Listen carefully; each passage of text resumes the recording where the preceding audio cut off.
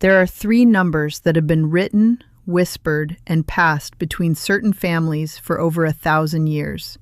Not printed in any self-help book, not taught in any financial seminar you have ever sat in. These numbers were transmitted, teacher to student, parent to child, in small rooms in cities whose names most people cannot pronounce today. And the reason they were never shared publicly is not secrecy for the sake of power.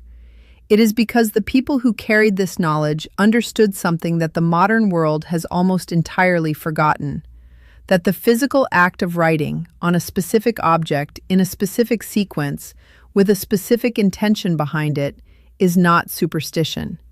The ancient teachers called it Keli, a vessel, a container that you prepare to receive what the heavens have already assigned to you. What I am about to show you today is how to prepare that vessel. And the object you are going to use is the one you already carry with you every single day. I am Rabbi Naomi. I have spent over 30 years inside the sacred texts, the Talmud, the Zohar, the writings of the Baal Shem Tov, the letters of the great Sephardic masters who understood money not as a secular problem, but as a spiritual frequency. My grandmother, may her memory be a blessing, carried this teaching through decades of displacement and poverty. She arrived in a new country with nothing in her hands but the knowledge her father had given her. Within 2 years, without a loan, without connections, without a single advantage the world would recognize, she built a life. I watched her do it. I watched her hands. I watched what she wrote and where she wrote it, and the specific words she said while she was writing. I am going to give you today what she gave me, but I need you to understand something before we go further. This is not a video about positive thinking. This is not visualization. This is not the law of attraction dressed in religious language. What I am going to teach you is precise. It is exact. It is mathematical in its application, even though it operates in the spiritual dimension. And if you apply it casually, if you write these numbers while you are distracted, or write them in the wrong sequence, or write them without understanding what each one means, the knowledge is incomplete and it will not produce the result. You must stay with me until the very end. Every element matters. Before we go any further, I want you to type the words "open the gate" in the comments right now. Do it before we continue. When you declare an intention in a public space, you are making a spiritual contract with the abundance you are about to call in. The ancient teachers knew this. Words written and spoken carry weight. Type it now. Then stay with me. Now, let me tell you something about the wallet in your pocket or your bag right now. You likely have not thought about what it actually is. You think of it as a container for cards and currency.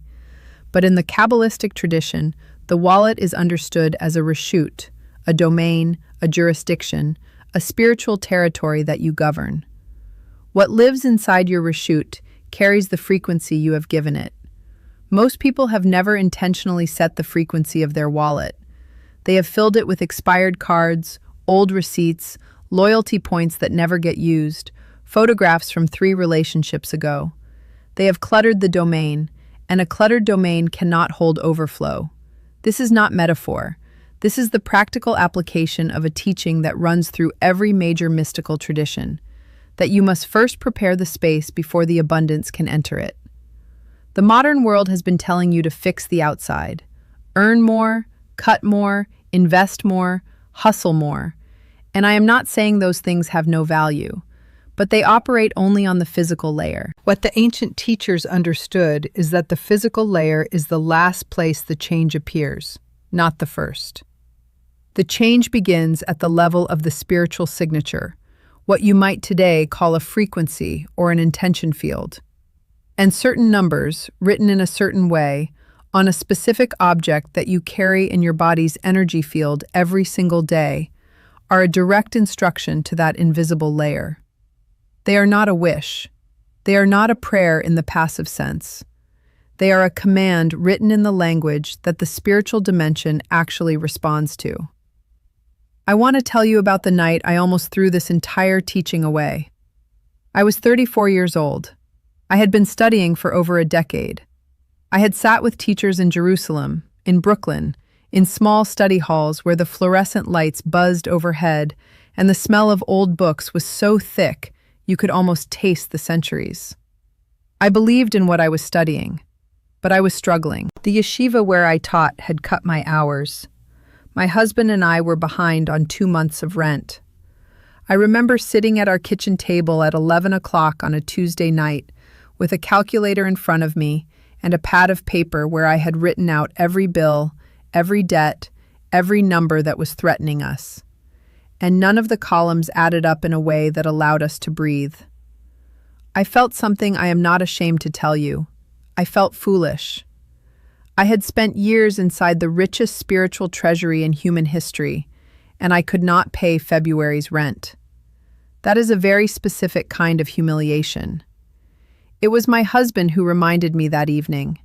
He walked into the kitchen, looked at the pad of paper, and sat down across from me. He said, quietly, without drama, "You are working in the wrong column."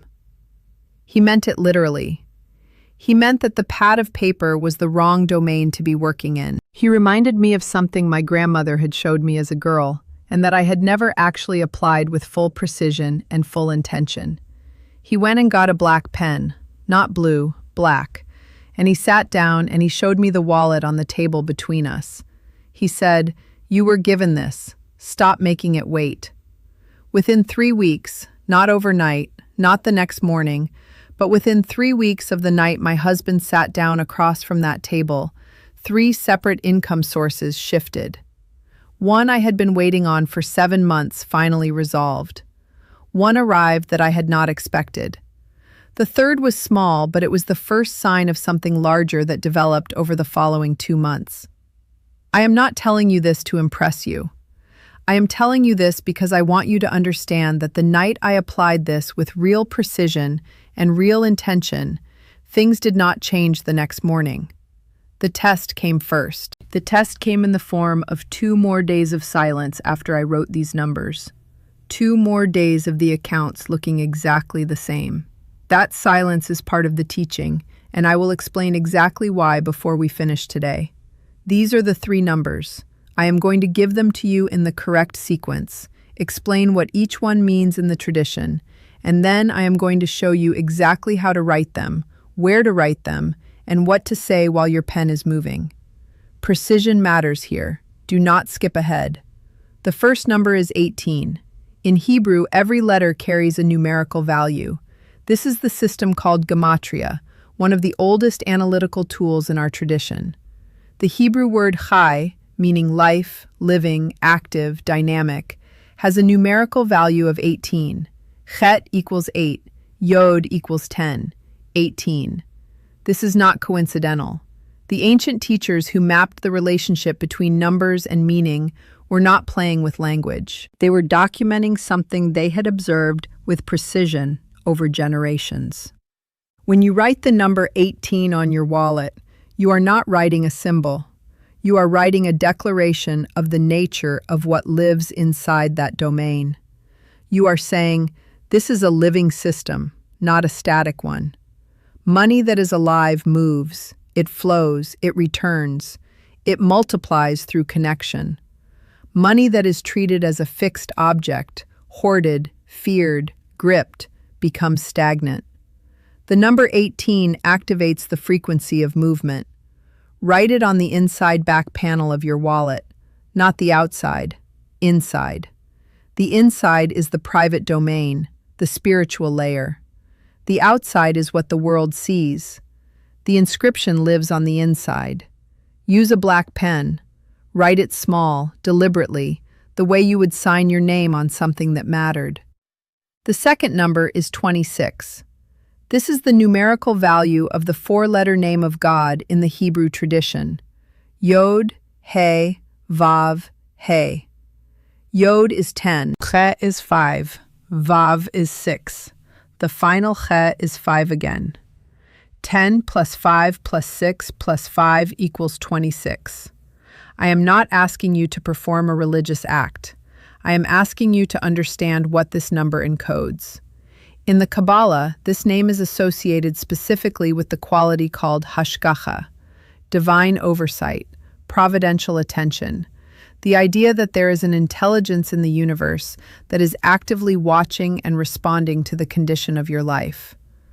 When you write 26 beside 18, you are placing your financial domain under the protection of that oversight.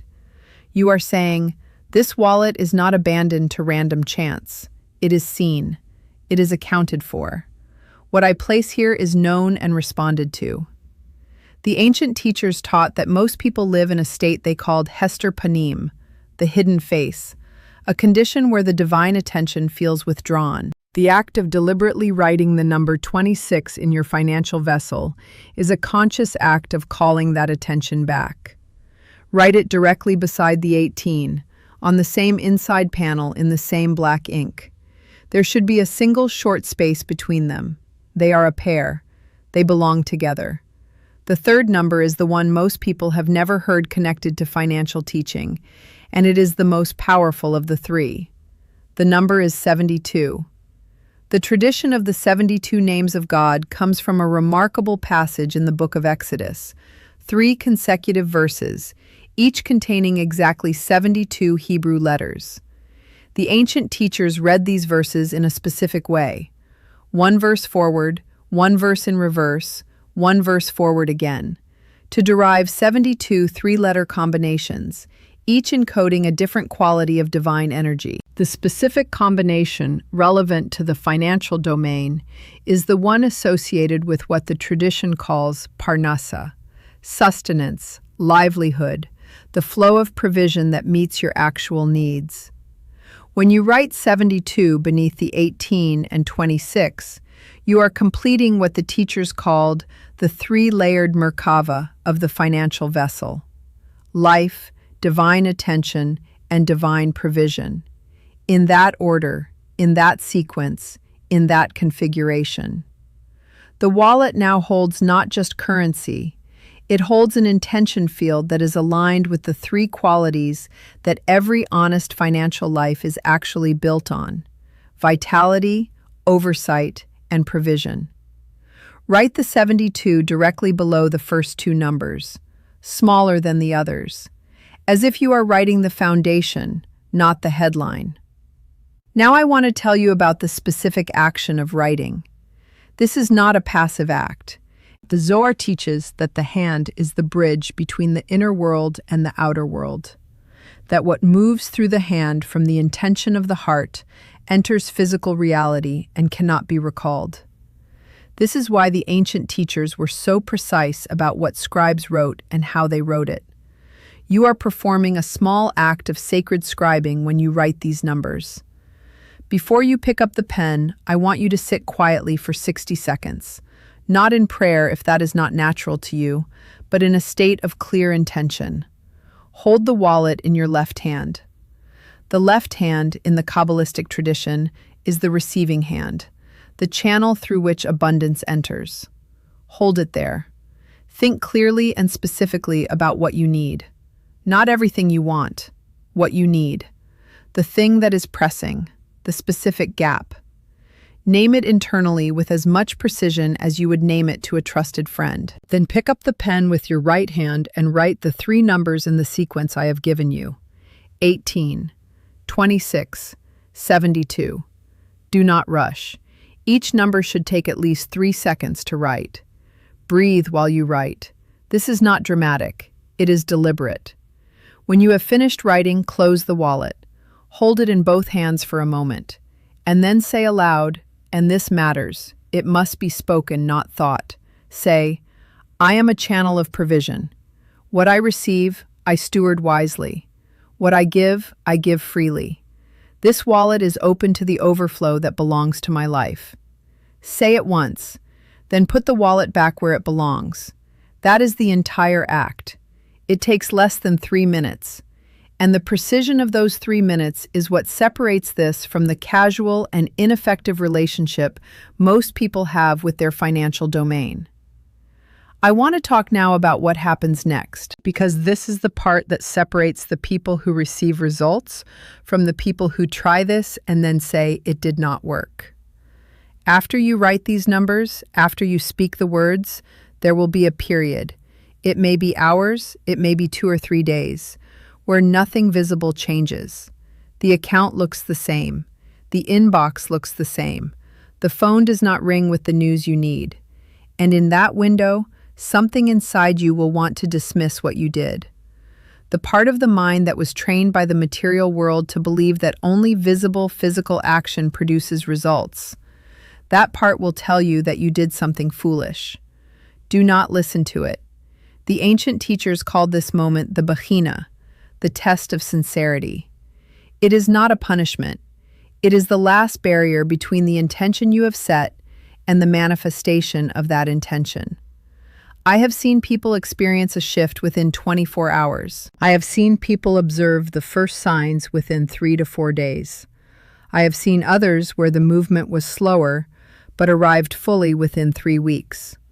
What I have never seen, in 30 years of this work, is a person who applied this with full precision, full intention, and genuine patience, who reported no movement at all. But the Bechina will come. And you need to meet it with what the tradition calls bitachon, not blind optimism, but a settled, quiet trust that is not rattled by temporary silence.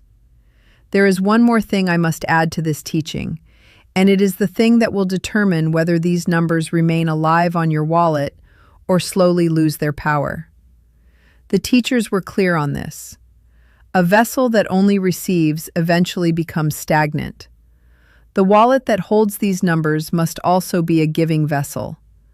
Within 24 hours of writing these 3 numbers, I want you to give something from that wallet. It does not need to be large. It can be the smallest gift, a coffee for someone who looks tired, a few coins in a hand that reaches toward you, a small contribution to something you believe in. The act of giving within 24 hours of the inscription is called the pirush of the vessel, the dedication, the first fruits act that signals to the spiritual dimension that this is not a container built for hoarding. This is a container built for flow. You give first, from the newly prepared vessel, and the channel opens in both directions. This is not strategy. This is the oldest principle in the tradition. You cannot have a river with no outlet. Give something, anything. Do it from the wallet that now carries the inscription. Do it with conscious intention, not guilt and not performance. Give it quietly, deliberately, and then return to your ordinary life and allow what has been set in motion to move at its own pace. If you want to go deeper into this work, if you want to understand the full architecture of the financial vessel, including which direction to face when you open your wallet, which day of the week carries the highest frequency for financial decisions, and what specific phrase the Talmudic masters said every time they made a purchase, I have put everything together in a complete study I have made available at the link below this video. What I have given you today is the foundation, and it is real and it is enough to begin. What is in that resource is the full system, the complete set of principles that I have spent 30 years gathering, testing, and watching produce results in real lives in real circumstances. It is there if you are ready for it. Now I want to close by addressing something directly. Some of you watching this are in a genuinely difficult place right now. The numbers on your wallet right now are not where you need them to be. The weight of that is real. I am not going to tell you that a few written numbers will dissolve decades of financial patterns in a single day. What I am going to tell you is that what you do with your intention, what you do with your vessel, what you do with the 3 minutes of your day that you dedicate to this practice, those things are real. They are not the whole answer, but they are the beginning of the answer that belongs to the spiritual dimension of your financial life, which is the dimension that every other strategy you have tried has been ignoring. Begin there. Begin with the vessel. Begin with the inscription. Begin with the giving. And then watch what becomes possible. If this teaching moved something in you today, I want to know about it. Tell me in the comments, what was the one thing in this lesson that surprised you most? Not what you already believed, what surprised you? I read every comment and I respond to as many as I can. Your observation matters to me and it tells me what to teach next. If you have not yet subscribed to this channel, I want to invite you now. This work, the intersection of ancient wisdom and the practical financial life, is what I have dedicated my life to teaching, and I release new teachings every week. Every video I make is built on the same foundation as what you receive today: precision, tradition, and a genuine desire to see your life open into something larger. Press the subscribe button and turn on the notification. That way, the next teaching finds you instead of the other way around. And if what you receive today is something you want someone else to have, a friend, a family member, someone you know who is quietly struggling and would never ask for help, press the like button. When you do that, the platform carries this teaching to one more person who is looking for exactly what you just found. That act of pressing like is its own small giving. Do it with that intention. May the 3 numbers you write today open a channel in your life that has been waiting for this exact key. May what you give flow back to you multiplied and transformed. May your wallet become the vessel it was always meant to be, not a container for scarcity, but a domain of provision, governed with wisdom and gratitude. Go in wholeness. Go in abundance. Shalom.